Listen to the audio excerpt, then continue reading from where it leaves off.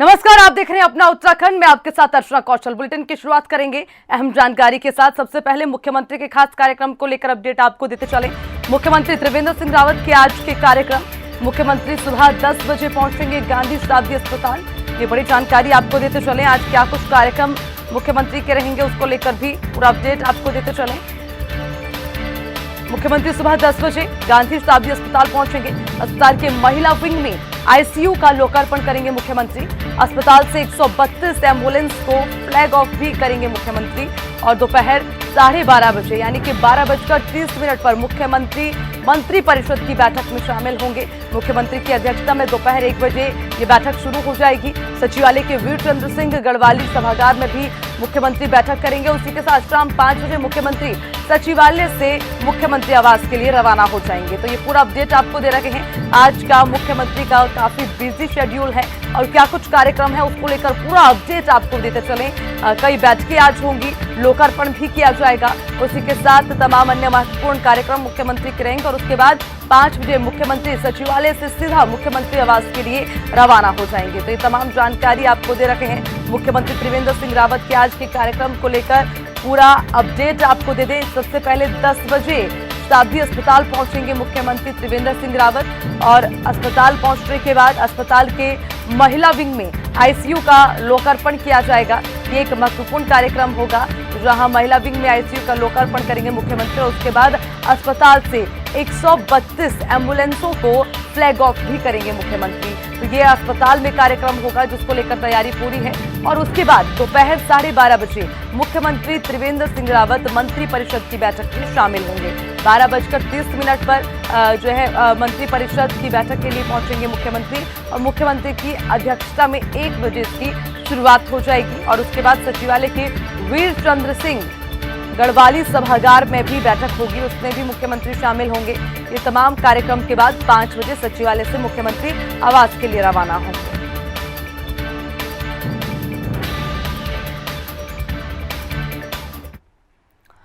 मुख्यमंत्री त्रिवेंद्र सिंह रावत ने आम बजट को देशवासियों की आकांक्षाओं के अनुरूप बताया है। उन्होंने वित्त मंत्री निर्मला सीतारमण को धन्यवाद देते हुए कहा कि इसमें प्रधानमंत्री नरेंद्र मोदी की मजबूत इच्छा शक्ति नजर आती है। ये ऐसा बजट है जो भारत के विकास के पथ पर अग्रसर करेगा और रोजगार सृजन करेगा। उन्होंने ये भी कहा है कि बजट में 100 नए सैनिक स्कूलों को खोलने का प्रावधान किया गया है। ये उत्तराखंड की दृष्टि से भी महत्वपूर्ण है। इससे प्रदेश को फायदा होने की उम्मीद है।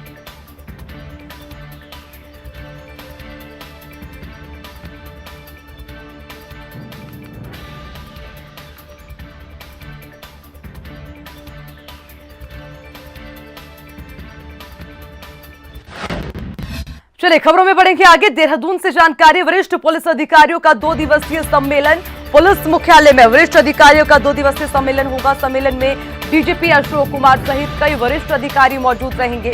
वरिष्ठ पुलिस अधिकारियों के सम्मेलन में मुख्यमंत्री त्रिवेंद्र सिंह रावत भी शामिल होंगे। उत्तराखंड पुलिस को और बेहतर बनाने के लिए ये मंथन किया जा रहा है और उत्तराखंड में पुलिस और उसकी कार्यप्रणाली को और बेहतर बनाने पर मंथन आज से शुरू हो गया। और 2 दिवसीय सम्मेलन में सभी जिलों के आईपीएस अधिकारी, उसी के साथ सेना नायक, शाखा और इकाई प्रभारी और पुलिस मुख्यालय के अधिकारी शिरकत कर रहे हैं। सम्मेलन के पहले दिन पुलिस अधिकारियों ने अपने अपने विचार रखे। पुलिस महानिदेशक अशोक कुमार ने स्मार्ट पुलिसिंग और पुलिस के समक्ष नई चुनौतियां, ड्रग्स, साइबर क्राइम से निपटने के लिए भविष्य की कार्य योजना के संबंध में प्रस्तुतिकरण भी दिया।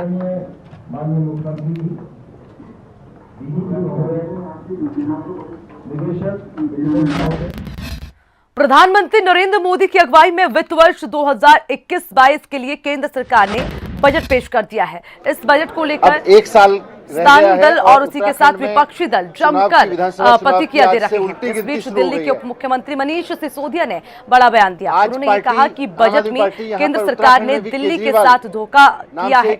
दिल्ली को सिर्फ 325 करोड़ रुपए दिए हैं। दिल्ली को पिछले 17 सालों से केंद्र सरकार 325 करोड़ रुपए देती आई है। 1 रुपए भी नहीं बढ़ाया गया। उम्मीद थी कि कोरोना काल में पैसा बढ़ाकर दिया जाएगा। इसके अलावा उसी के साथ दिल्ली के मुख्यमंत्री अरविंद केजरीवाल ने भी बजट 2021 को लेकर केंद्र सरकार पर निशाना साधा।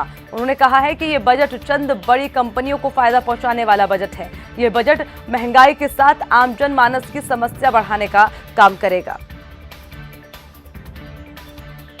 उत्तराखंड में अगले फरवरी में ही लगभग चुनाव होने हैं और मैं कह सकता हूं कि अब 1 साल रह गया है और उत्तराखंड में चुनाव की, विधानसभा चुनाव की आज से उल्टी गिनती शुरू हो गई है।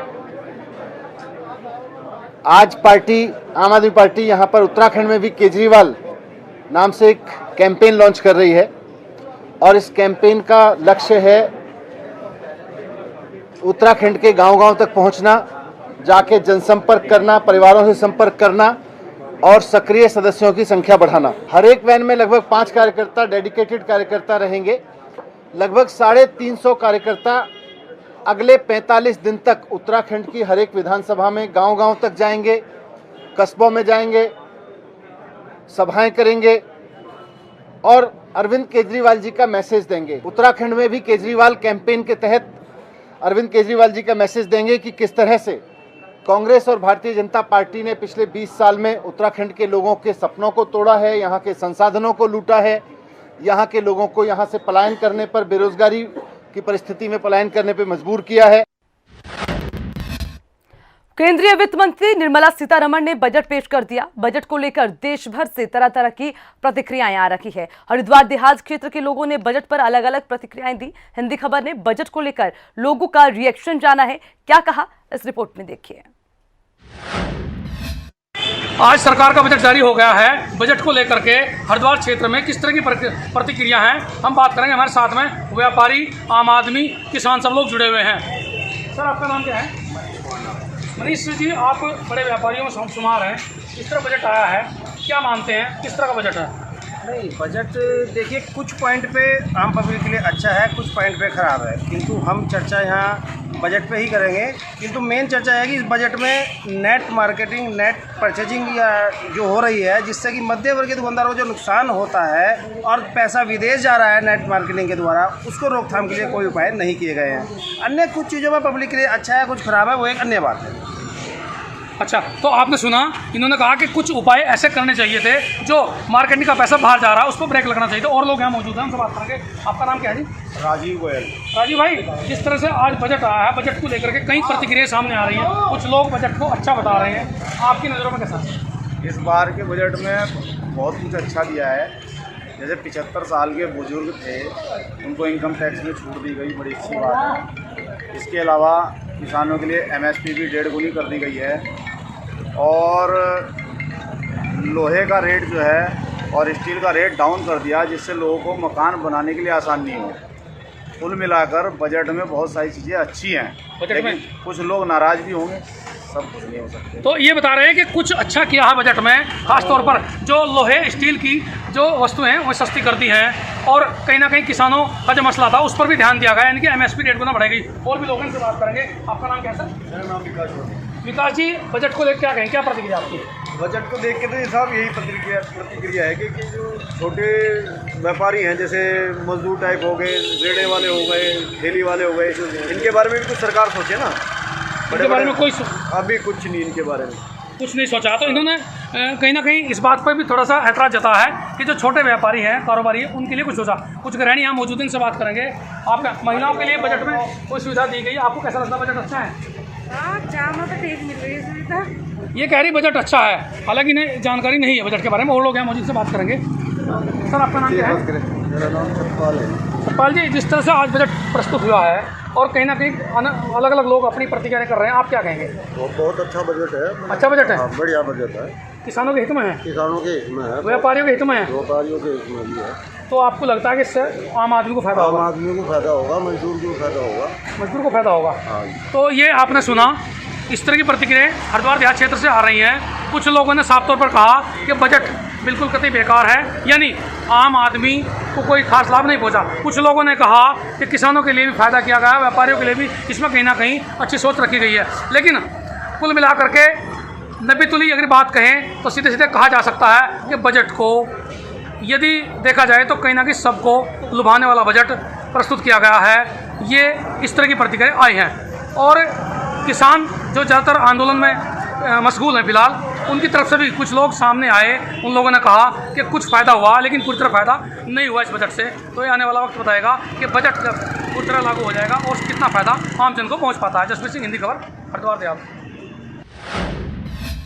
मसूरी में वित्त मंत्री निर्मला सीतारमण के जरिए देश के 2021 का बजट पेश करने के बाद लोगों की मिलीजुली प्रतिक्रियाएं सामने आई। लोगों ने बताया कि वित्त मंत्री के जरिए पेश किए गए बजट में आम आदमी, गरीब, बेरोजगारी के साथ उत्तराखंड के लिए कुछ भी नहीं है। वहीं उत्तराखंड में महाकुंभ आयोजित होना है, उसको लेकर भी बजट का कोई प्रावधान नहीं रखा गया है, जिससे लोग काफी मायूस हैं। उन्होंने ये भी कहा है कि बीजेपी के जरिए पश्चिम बंगाल में चुनाव को देखते हुए पश्चिम बंगाल को लेकर कई घोषणाएं की गई हैं, लेकिन उत्तराखंड जहां पर डबल इंजन की बात की गई थी, वहां के लिए कुछ भी नहीं किया गया।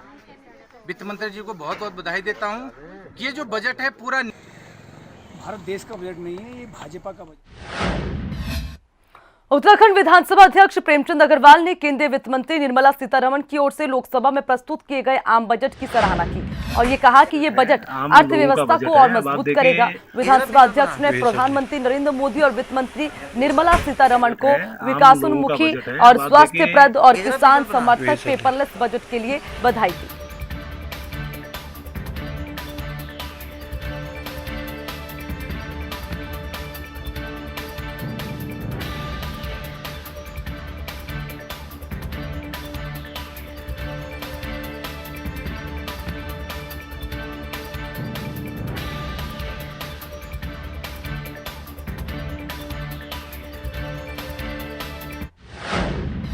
तो वहीं उत्तराखंड के पूर्व मुख्यमंत्री हरीश रावत ने रविवार को 1 घंटे का मौन उपवास रखा और साथ ही सरकार को बजट के लिए सुझाव भी दिए। उन्होंने कहा, राज्य के राजनात्मक कामों में लोगों पर कोरोना का सबसे ज्यादा दुष्प्रभाव पड़ा है।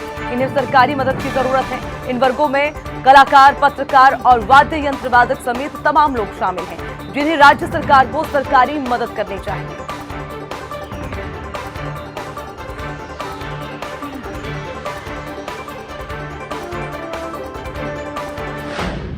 चलिए अब खबरों में आगे बढ़ते हुए देहरादून, उत्तराखंड में किस तरह के हालात है कोरोना को लेकर, उसको लेकर अपडेट आपको देते चलें। उत्तराखंड में जो है 51 नए कोरोना के संक्रमित मरीजों की पुष्टि हुई है और कोरोना के कुल संक्रमित मरीजों की संख्या 96,000 के पार पहुंच गई है और राज्य में अब तक 96,180 संक्रमित मरीजों की पुष्टि हो गई। राज्य में 139 कोरोना संक्रमित मरीज स्वस्थ हुए हैं, तो वहीं अब तक 92,105 संक्रमित मरीजों की जो है पूरी संख्या यह रही है। 95% से ज्यादा कोरोना संक्रमित मरीज स्वस्थ हो गए। राज्य में फिलहाल कोरोना के कुल 1081 एक्टिव केसेस हैं। राज्य में 4 कोरोना संक्रमित मरीजों की मौत हो गई और अब तक 1648 संक्रमित मरीजों की जान कोरोना के कारण जा चुकी है। हालांकि राहत भरी बात ये कि उत्तराखंड में जिस तरह से लगातार कोरोना के आंकड़े बढ़ रहे थे, हालांकि विराम अभी भी नहीं लगा है, लेकिन कटौती जरूर हुई है, क्योंकि पहले ये मामले 100 से अधिक रहे हैं, लेकिन अब सिर्फ 51 मामले सामने आए हैं और उम्मीद है कि जल्द ये आंकड़ा भी घटता चला जाएगा और कोरोना की इस चेन पर ब्रेक लगाया जाएगा। तो लगातार उत्तराखंड में कोरोना को लेकर अपडेट आपको दे रखे हैं। 139 कोरोना संक्रमित मरीज और जिसमें अब तक 92,105 संक्रमित मरीज स्वस्थ हो चुके हैं।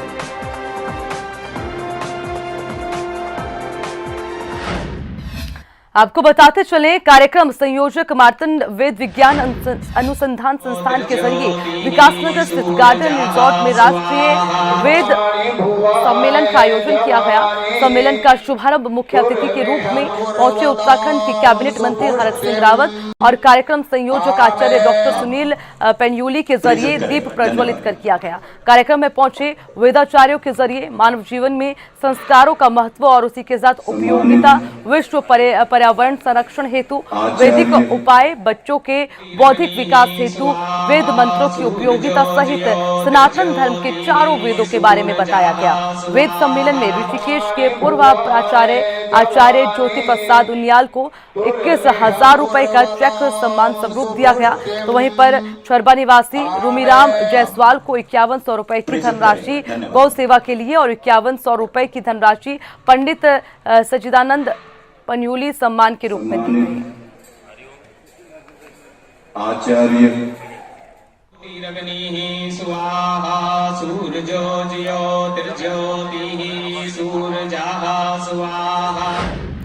उत्तराखंड कांग्रेस अब किसानों के आंदोलन के समर्थन में खुलकर सामने आ गई है। प्रदेश कांग्रेस पदाधिकारियों ने गाजीपुर बॉर्डर पहुंचकर किसान आंदोलन को अपना पुरजोर समर्थन देने का ऐलान किया। रविवार को कांग्रेस के प्रदेश प्रभारी देवेंद्र यादव और प्रदेश अध्यक्ष प्रीतम सिंह गाजीपुर बॉर्डर पहुंचे। यहां उन्होंने किसान नेता चौधरी राकेश टिकैत से मुलाकात की। उन्होंने कहा कि प्रदेश कांग्रेस पूरी तरह से किसानों के साथ है। उन्होंने केंद्र सरकार से आह्वान किया है कि वो अपनी हट धर्मिता छोड़कर काले कृषि कानूनों को निरस्त करें। इस दौरान कांग्रेस के प्रदेश अध्यक्ष प्रीतम सिंह, प्रदेश प्रभारी देवेंद्र यादव, मंगलौर विधायक और राष्ट्रीय सचिव काजी निजामुद्दीन सहित कांग्रेस के अन्य नेता गाजीपुर बॉर्डर पर मौजूद रहे। प्रदेश अध्यक्ष प्रीतम सिंह और प्रभारी देवेंद्र यादव ने किसान नेता राकेश टिकैत से मुलाकात की। उत्तराखंड कांग्रेस के नेताओं ने कानून वापस लेने की मांग की।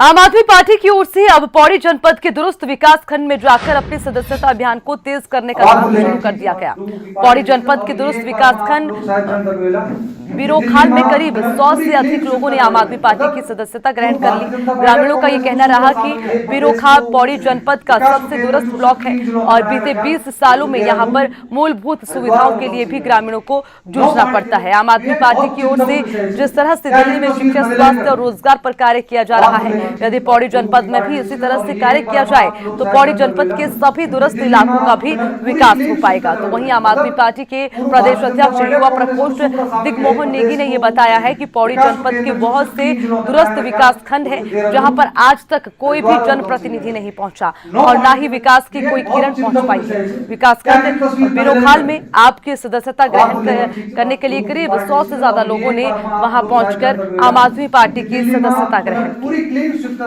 मतलब पूर्व भारतीय जनता पार्टी और कांग्रेस को सुपड़ा सामने है। प्रदेश को विकास को केंद्र जो सिर्फ 3 जिलों में बनाए रखा, वो देहरादून, हरिद्वार और उधमसिंह नगर।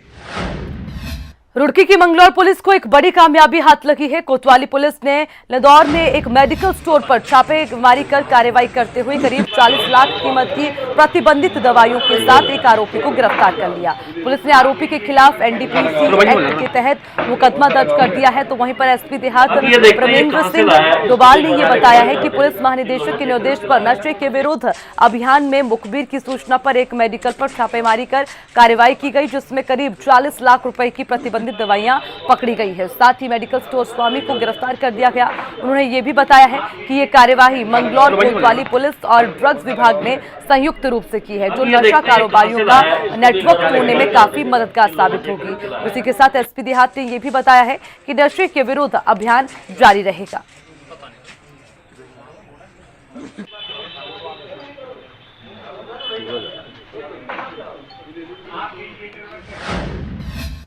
तो वहीं जसपुर में जिलाधिकारी रंजना राजगुरु ने तहसील और उप जिलाधिकारी कार्यालय का औचक निरीक्षण किया है। राजस्व वसूली को छोड़कर डीएम अन्य कामों से संतुष्ट दिखी और इस दौरान उन्होंने जनता की समस्याएं भी सुनी। निरीक्षण के दौरान डीएम ने एसडीएम कार्यालय कोर्ट का निरीक्षण कर 143 के बारे में जो है जानकारी लोगों को दी है और सतर्कता से काम करने को कहा। उन्होंने पेंडिंग केसों को रोज निपटाने के भी निर्देश दिए। तहसीलदार विपिन पंत और रजिस्ट्रार कानूनी जो है लवकेश शर्मा से भी वो रुके हैं। इसी के साथ उन्होंने ये भी कहा है कि दाखिल, खारिज और विवादित केसों के बारे में पूछकर उन्हें जल्द निपटाने का काम किया जाए। उन्हें जनता की खतौनी तत्काल देने और उसी के साथ स्वामित्व योजना के पेउंगी 10 गांव की रिपोर्ट 1 सप्ताह में पूरी करने के निर्देश दे दिए हैं। डीएम ने मुख्य देय में 30, 2 विविध देय और उसी के साथ 35% वसूली होने पर नाराजगी जताई है। एसडीएम ने 2 अमीन होने के उपरांत भी मार्च तक 100% वसूली कराने का भरोसा दिलाया है। कितने कोर्ट केस वगैरह हैं? कोर्ट केस है बात काफी में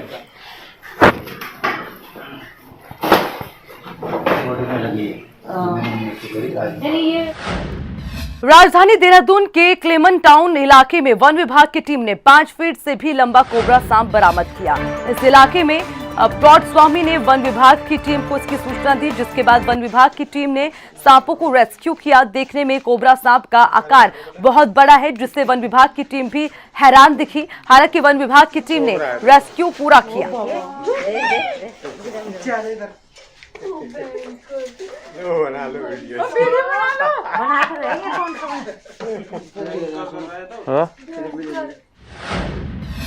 एक नवंबर 2017 को देश रक्षा में शहीद हुए सूरज तोपवाल की मूर्ति अनावरण उनके पैतृक गांव फलोटा में किया गया। इस दौरान शहीद सूरज तोपवाल के पिता ने ये कहा कि मुझे गर्व हो रहा है कि मेरा इकलौता बेटा देश के काम आया। अपने बेटे के शहीद होने पर जो है मूर्ति स्थापना को लेकर उन्होंने ये भी कहा कि इसका उद्देश्य आने वाली पीढ़ी को सूरज तोपवाल के जरिए देश रक्षा में दिए बलिदान के बारे में बताना है। इस अवसर पर बद्रीनाथ और कर्णप्रयाग विधायक शहीद सूरज तोपवाल की मूर्ति के साथ फोटो खिंचवाते हुए भारतीय सेना में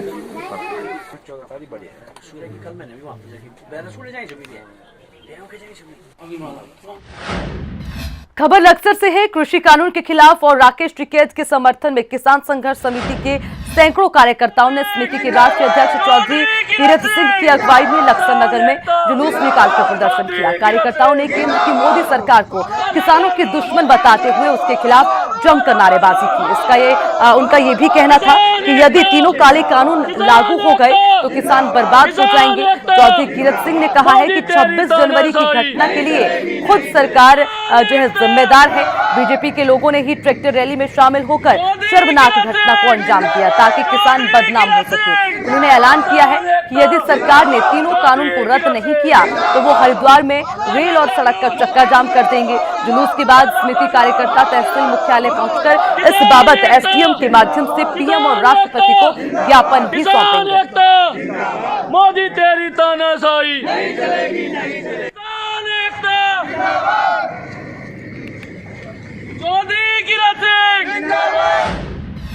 खबर लक्सर से है, जहां पथरी थाना क्षेत्र के शिवगढ़ गांव में जगपाल नामक युवक ने अपनी पत्नी को धारदार हथियार से वार कर मौत के घाट उतार दिया। बता दें, महाराजपुर कला गांव की ममता की शादी 12 साल पहले शिवगढ़ गांव में जगपाल से हुई थी।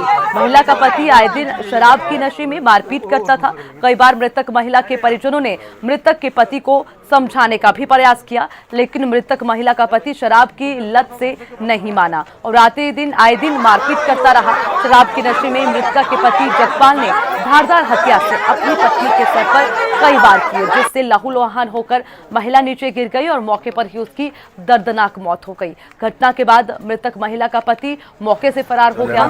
सूचना पर पहुंची पथरी थाने की पुलिस ने शव को कब्जे में लेकर पोस्टमार्टम के लिए भेज दिया और साथ ही पुलिस गहनता से जांच में जुट गई है। इस पूरे मामले में इंस्पेक्टर अमरचंद शर्मा का ये कहना है कि हर पहलू पर बारीकी से जांच की गई है। अभी तहरीर नहीं मिली है, तहरीर मिलने के बाद आगे की कार्रवाई की जाएगी।